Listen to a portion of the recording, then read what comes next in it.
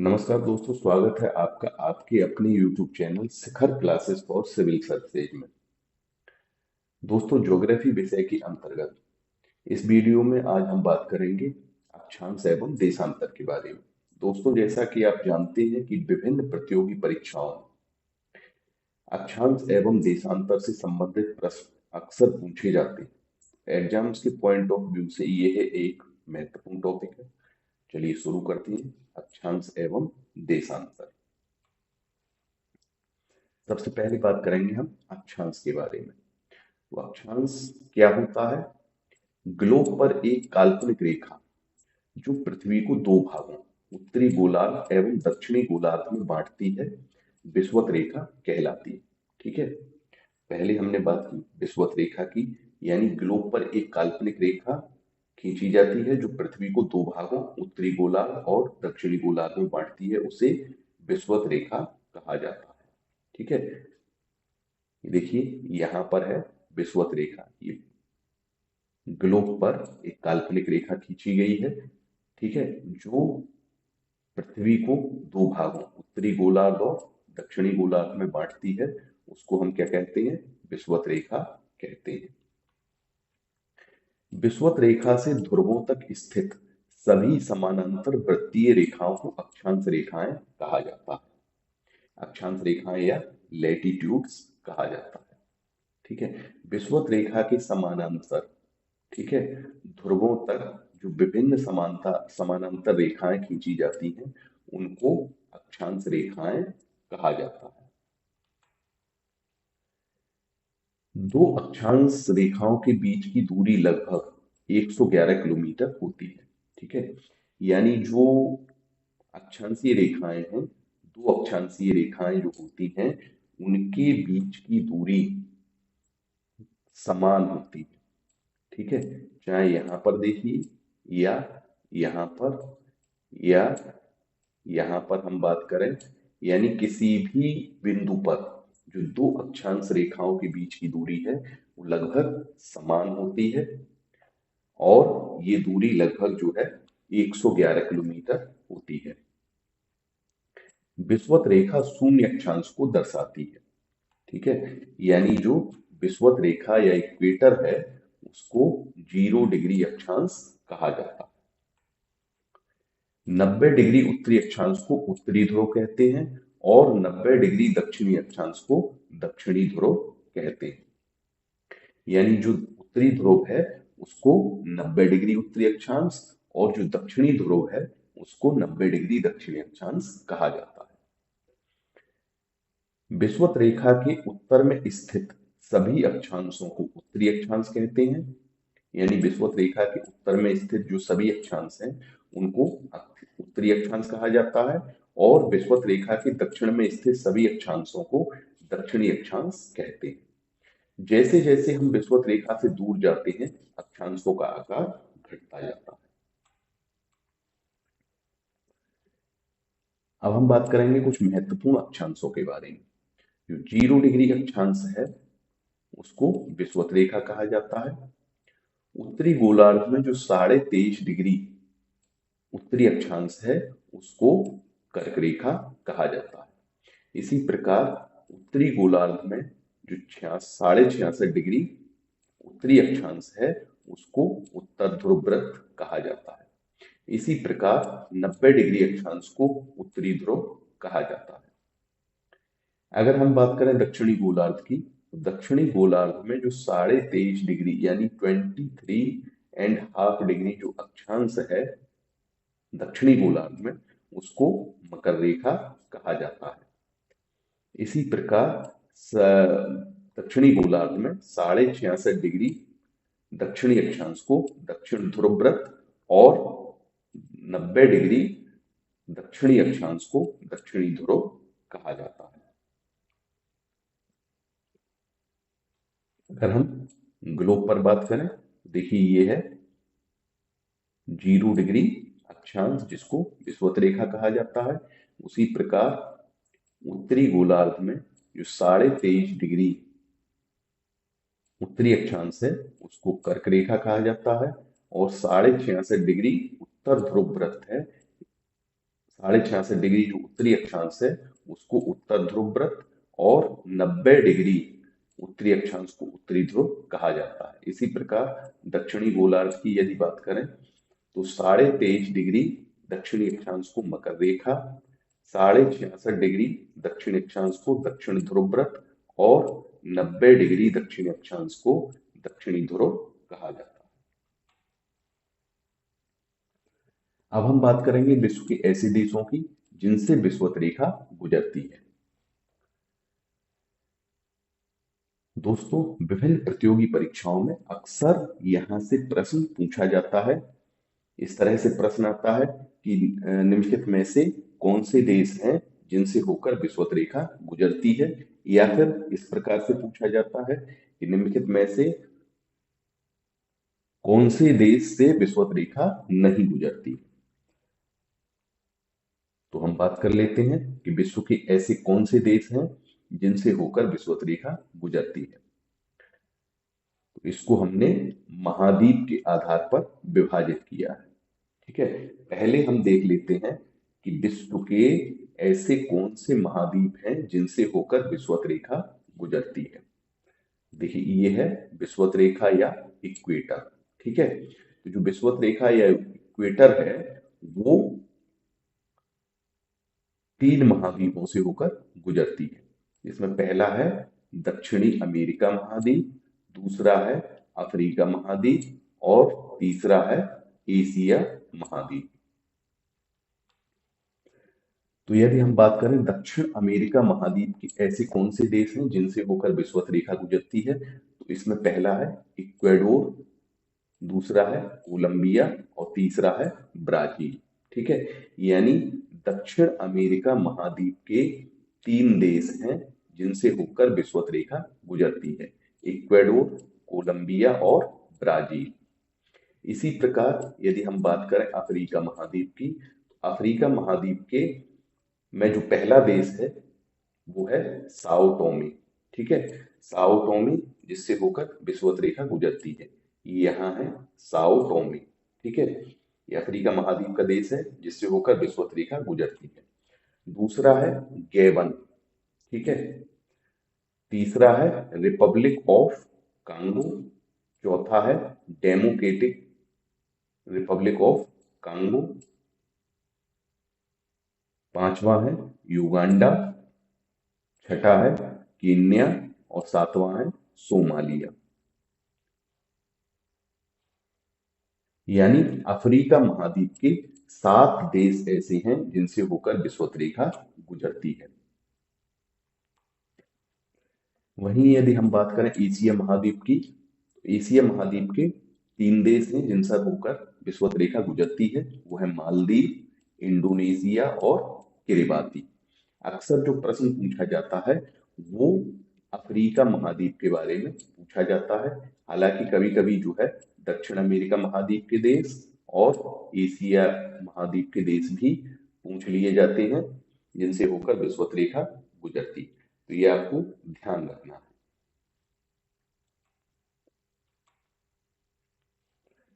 अब हम बात करेंगे विश्व के ऐसे देशों की जिनसे होकर कर्क रेखा गुजरती है। ठीक है, अभी हमने बात की थी विश्व के ऐसे देशों की जिनसे होकर विषुवत रेखा गुजरती है। अब हम बात करेंगे विश्व के ऐसे देशों की जिनसे होकर कर्क रेखा गुजरती है। तो पहले हम देख लेते हैं कि कर्क रेखा जो गुजरती है वो विश्व के कौन कौन से महाद्वीप हैं जिनसे होकर कर्क रेखा गुजरती है। तो इसमें पहला महाद्वीप है उत्तरी अमेरिका महाद्वीप। ठीक है, दूसरा है अफ्रीका महाद्वीप, और तीसरा है एशिया महाद्वीप। ठीक है, यानी जो 3 महाद्वीप ऐसे हैं जिनसे होकर कर्क रेखा गुजरती है। पहले हम बात करेंगे उत्तरी अमेरिका महाद्वीप की। उत्तरी अमेरिका महाद्वीप के 2 देश हैं जिनसे होकर कर्क रेखा गुजरती है। पहला है मेक्सिको और दूसरा है बहामास। ठीक है, मेक्सिको और बहामास ये उत्तरी अमेरिका महाद्वीप के देश हैं जिनसे होकर कर्क रेखा गुजरती है। वहीं यदि हम बात करें अफ्रीका महाद्वीप की, तो अफ्रीका महाद्वीप का पहला देश है पश्चिमी सहारा, दूसरा है मौरितानिया, तीसरा है माली, चौथा है अल्जीरिया, पांचवा है नाइजर, छठा है लीबिया और सातवां है मिस्र। ठीक है, यानी 7 देश ऐसे हैं अफ्रीका महाद्वीप के जिनसे होकर कर्क रेखा गुजरती है। वहीं यदि हम बात करें एशिया महाद्वीप की, तो एशिया महाद्वीप में जो देश हैं जिनसे होकर कर्क रेखा गुजरती है वो है सऊदी अरब, संयुक्त अरब अमीरात, ओमान, भारत, बांग्लादेश, म्यांमार, चीन और ताइवान। ठीक है, देखिए यहाँ पर उत्तरी अमेरिका महाद्वीप के जो देश हैं जिनसे होकर कर्क रेखा गुजरती है वो है मेक्सिको और बहामास। वहीं यदि हम बात करें अफ्रीका महाद्वीप की, तो अफ्रीका महाद्वीप के पश्चिमी सहारा यानी वेस्टर्न सहारा, मौरितानिया, अल्जीरिया, माली, नाइजर, लीबिया और मिस्र। ठीक है, ये ऐसे देश हैं जिनसे होकर कर्क रेखा गुजरती है।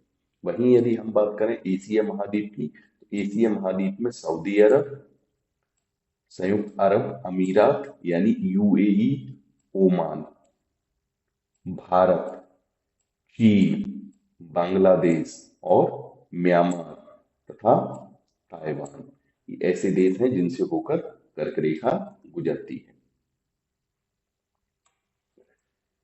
अब हम बात करेंगे विश्व के ऐसे देशों की जिनसे होकर मकर रेखा गुजरती है। तो पहले देख लेते हैं कि किन किन महाद्वीपों से होकर मकर रेखा गुजरती है। तो विश्व के ऐसे महाद्वीप जिनसे होकर मकर रेखा गुजरती है, ये देखिए मकर रेखा यानी 23.5 डिग्री दक्षिणी अक्षांश जिसको हम मकर रेखा कहते हैं। ठीक है, इससे होकर जिन महाद्वीपों से होकर गुजरती है वो महाद्वीप है दक्षिणी अमेरिका महाद्वीप, अफ्रीका महाद्वीप और ऑस्ट्रेलिया महाद्वीप। ठीक है दोस्तों, ये 3 रेखाएं महत्वपूर्ण रेखाएं हैं। विषुवत रेखा यानी इक्वेटर, कर्क रेखा यानी ट्रॉपिक ऑफ कैंसर, ठीक है, और मकर रेखा 23.5 डिग्री दक्षिणी अक्षांश यानी मकर रेखा, ट्रॉपिक ऑफ कैप्रिकॉर्न। तो अफ्रीका महाद्वीप एक ऐसा महाद्वीप है जिससे होकर ये तीनों ही रेखाएं गुजरती हैं। अब हम बात करेंगे देशों की जिनसे होकर मकर रेखा गुजरती है। तो पहले हम बात करेंगे दक्षिण अमेरिका महाद्वीप के देशों की जिनसे होकर मकर रेखा गुजरती है।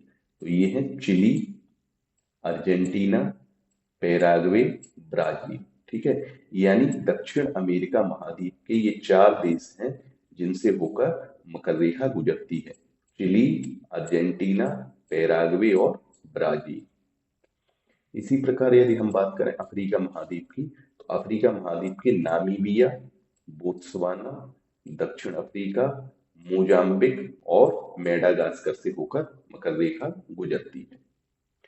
ऑस्ट्रेलिया महाद्वीप में ऑस्ट्रेलिया से होकर मकर रेखा गुजरती है। दक्षिण अमेरिका महाद्वीप के जो देश हैं जिनसे होकर मकर रेखा गुजरती है वो है, जिसकी हम पीछे बात कर चुके हैं, एक बार इसको मैप पर देख लेते हैं। चिली, अर्जेंटीना, पैराग्वे और ब्राजील। वहीं अगर हम अफ्रीका महाद्वीप की बात करें तो इसमें है Namibia, Botswana, south Africa, Madagascar और मोजाम्बिक। ऑस्ट्रेलिया महाद्वीप की बात करें तो ऑस्ट्रेलिया महाद्वीप में ऑस्ट्रेलिया देश जो है उससे होकर मकर रेखा गुजरती है। अब हम बात करेंगे सूर्य की लंबवत स्थिति के बारे में। दोस्तों, जैसा कि हम जानते हैं कि पृथ्वी अपने अक्ष पर झुकी हुई है और वो सूर्य की चारों ओर चक्कर लगाती है, साथ ही साथ अपनी धुरी पर भी घूमती है, जिसके कारण सूर्य के अगेंस्ट उसकी जो लंबवत स्थिति है वो वर्ष भर बदलती रहती है। तो विषुवत रेखा पर जो सूर्य की लंबवत स्थिति है वो होती है 21 मार्च और 23 सितंबर को, यानी 21 मार्च और 23 सितंबर, वर्ष में 21 मार्च और 23 सितंबर को जो सूर्य की लंबवत स्थिति है वो विषुवत रेखा पर होती है। इसी प्रकार 21 जून को सूर्य की जो लंबवत स्थिति है वो कर्क रेखा पर होती है। 22 दिसंबर को जो सूर्य है वो मकर रेखा पर लंबवत होता है। अब हम बात करेंगे विभिन्न कटिबंधों के बारे में। कटिबंध जो है वो जिस प्रकार जो पृथ्वी के जो क्षेत्र हैं, जोन्स हैं, वो सूर्य तप प्राप्त करते हैं। उस सूर्य का जो तापमान या सूर्य तप प्राप्त करते हैं, उसके आधार पर उनका तापमान निर्धारित होता है, जिनको विभिन्न कटिबंधों में बांटा गया है। तो पहला है इसमें उष्ण कटिबंध। ठीक है, उष्ण कटिबंध क्या होता है? कर्क रेखा एवं मकर रेखा के बीच के क्षेत्र को उष्ण कटिबंध कहते हैं। ठीक है, यानी जो कर्क रेखा है 23.5 डिग्री उत्तरी अक्षांश और 23.5 डिग्री दक्षिणी अक्षांश मकर रेखा, यानी कर्क रेखा और मकर रेखा के बीच का जो क्षेत्र है उसको हम उष्ण कटिबंध कहते हैं, क्योंकि इस क्षेत्र में सबसे अधिक ऊष्मा प्राप्त होती है। यानी जो ऊष्मा यानी जो सूर्य की ऊष्मा है, सूर्य तप है, वो सबसे अधिक इसी क्षेत्र में, यानी जो कर्क रेखा एवं मकर रेखा के बीच का क्षेत्र है उसी में सर्वाधिक ऊष्मा प्राप्त होती है, इसीलिए इसको उष्ण कटिबंध कहा जाता है। अब चूंकि वर्ष भर इसमें जो है सबसे अधिक ऊष्मा प्राप्त होती है, इसीलिए इसका तापमान उच्च रहता है। दूसरा है शीतोष्ण कटिबंध।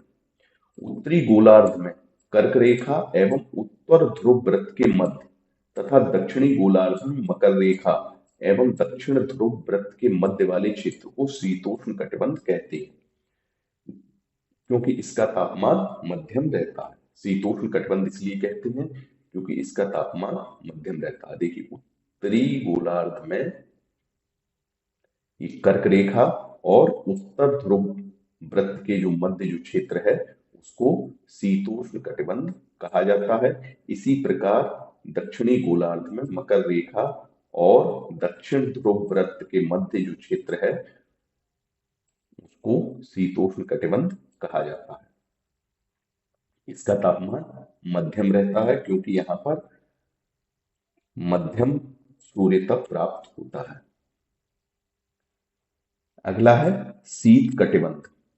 उत्तरी गोलार्ध में उत्तरी ध्रुव वृत्त एवं उत्तरी ध्रुव के मध्य तथा दक्षिणी गोलार्ध में दक्षिण ध्रुव वृत्त तथा दक्षिणी ध्रुव के मध्य वाले क्षेत्र को शीत कटिबंध कहते हैं। यहाँ अत्यधिक ठंड होती है क्योंकि यहाँ पर निम्न सूर्य तप प्राप्त होता है।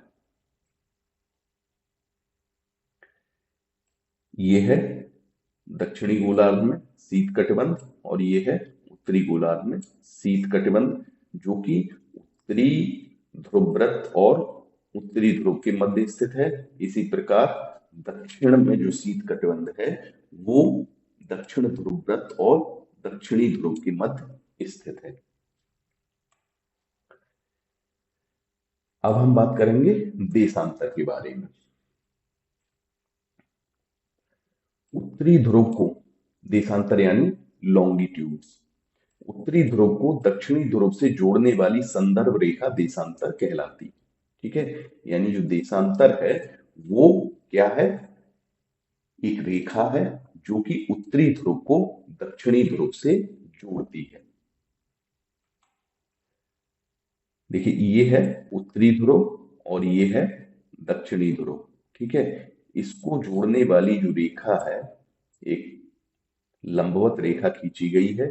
ठीक है, जो कि उत्तरी ध्रुव को दक्षिणी ध्रुव से जोड़ रही है। इसको हम क्या कहेंगे? देशांतर रेखा। ठीक है, यानी जो अक्षांश रेखाएं हैं वो ये हैं। ठीक है, जो कि पैरेलल इस तरह से खींची गई हैं, और जो देशांतर रेखाएं हैं वो इस तरह से खींची गई हैं ग्लोब पर, ठीक है, लंबवत, ठीक है, जो कि उत्तरी ध्रुव को दक्षिणी ध्रुव से मिला रही, ठीक है, यानी उत्तरी ध्रुव को दक्षिणी ध्रुव से जोड़ने वाली संदर्भ रेखा देशांतर रेखा कहलाती है। इनके बीच की दूरी को देशांतर के अंशों में मापा जाता है। प्रत्येक अंश को मिनट में तथा मिनट को सेकंड में विभाजित किया जाता है। ये अर्धवृत्त है, ठीक है, तथा इनके बीच की दूरी ध्रुवों की ओर बढ़ने पर घटती जाती है तथा ध्रुवों पर शून्य हो जाती है, ठीक है। ये 0 डिग्री देशांतर है, ठीक है। इसी के पैरेलल और भी जो है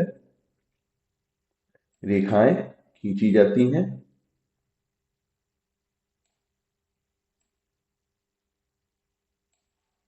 ये जो 0 डिग्री देशांतर है, इसके पूर्व जो क्षेत्र है उसको पूर्वी देशांतर, और इसके जो पश्चिम में जो रेखाएं स्थित हैं इनको पश्चिमी देशांतर कहा जाता है।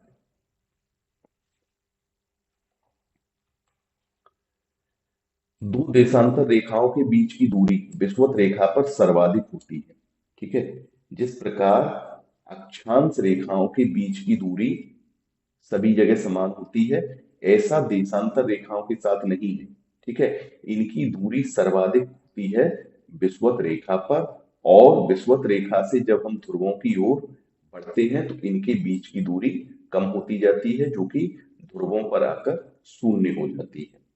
यानी दो देशांतर रेखाओं की जो दूरी होती है, उनके मध्य की जो दूरी है वो विषुवत रेखा पर सर्वाधिक है, जो कि लगभग 111.32 किलोमीटर होती है। और जैसे जैसे हम विषुवत रेखा से ध्रुवों की ओर बढ़ते हैं दोनों गोलार्धों में, इनके बीच की दूरी घटती जाती है और ध्रुवों पर शून्य हो जाती है। ग्रीनविच ब्रिटेन से गुजरने वाली देशांतर रेखा 0 डिग्री देशांतर कहलाती है, ठीक है। ये जो 0 डिग्री देशांतर है उसको ग्रीनविच या मेरिडियन प्राय कहा जाता है, जो कि ब्रिटेन से गुजरती है। इसको 0 डिग्री देशांतर कहा जाता है। किसी देश का मानक समय देशांतर से ही निर्धारित होता है, ठीक है। यानी जो किसी भी देश का मानक समय है वो देशांतर से निर्धारित किया जाता है। भारत का मानक समय 82.5 डिग्री देशांतर रेखा से निर्धारित होता है, ठीक है। यानी भारत का जो मानक समय है वो 82.5 डिग्री देशांतर रेखा जो है उससे निर्धारित किया जाता है, जो कि उत्तर प्रदेश के प्रयागराज के पास नैनी से गुजरती है। भारत की मानक यामोत्तर रेखा यानी जो समय निर्धारण देशांतर रेखा है वो 5 राज्यों से होकर गुजरती है। वो 5 राज्य हैं उत्तर प्रदेश, मध्य प्रदेश, छत्तीसगढ़, उड़ीसा और आंध्र प्रदेश, ठीक है। ये आपको ध्यान रखना है। यहाँ से अक्सर प्रश्न पूछा जाता है कि भारत की जो मानक यामोत्तर रेखा या समय निर्धारण देशांतर रेखा है वो किन किन राज्यों से होकर गुजरती है। तो गुजरती है उत्तर प्रदेश, मध्य प्रदेश, छत्तीसगढ़, उड़ीसा तथा आंध्र प्रदेश, 5 राज्यों से होकर गुजरती है। देखिए यहां ये जो है भारत की मानक यामोत्तर या समय निर्धारण रेखा है 82.5 डिग्री, ठीक है। 82.5 डिग्री ईस्ट यानी 82.5 डिग्री पूर्व, ठीक है, जो कि प्रयागराज के पास नैनी से गुजरती है। इस रेखा इस देशांतर रेखा की अगर हम बात करें तो ये देशांतर रेखा इसके अलावा 5 राज्यों से होकर गुजरती है। 5 राज्य हैं उत्तर प्रदेश, मध्य प्रदेश, छत्तीसगढ़, उड़ीसा और आंध्र प्रदेश।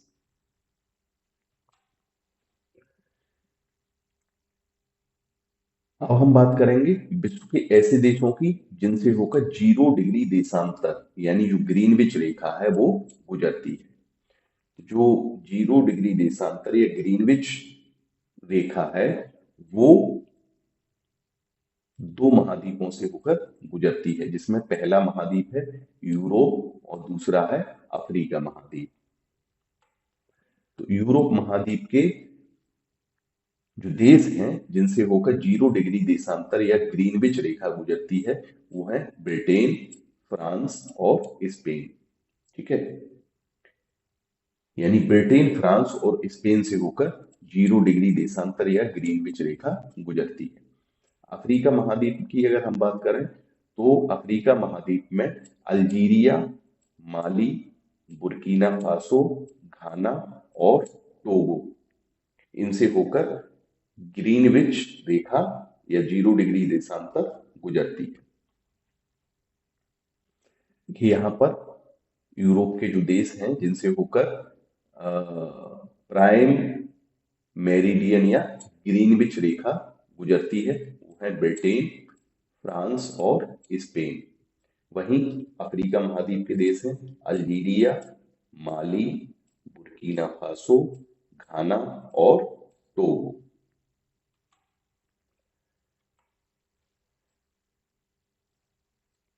तो दोस्तों, ये था अक्षांश और देशांतर के बारे में वीडियो। आज के वीडियो में इतना ही। आगे मिलते हैं नेक्स्ट वीडियो में नए टॉपिक के साथ। तब तक के लिए नमस्कार दोस्तों।